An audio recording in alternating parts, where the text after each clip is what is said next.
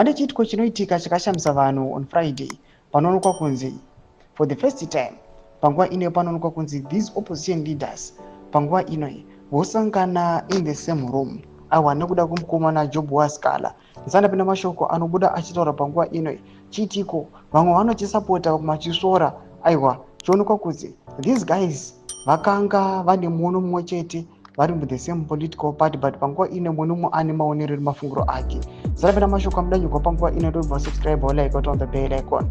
Team nam the standard zima nobudanyira chiti for the first time in over a decade Zimbabwe's estranged opposition leaders came together in one room on Friday night and spoke from the same microphone, pushing one another towards one common purpose to dislodge ZANU-PF from power. Nanoshowa picture yamuri kuona vakomana vese vamuri kuona apa vari kuti varida kuparadza ZANU-PF, asi panguva inoonekwa kunzi vane maviews akasiyana but this day vakanga vane muono wakafanana.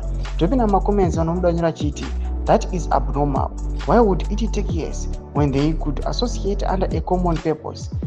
Even if some do not drink, take to see your comrades.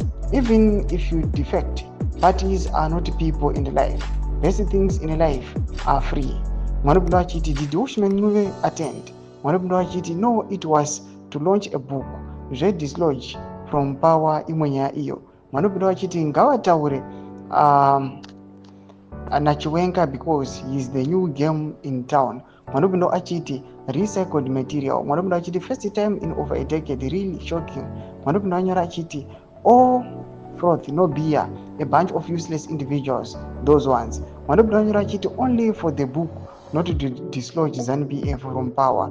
They don't have the balls to do that.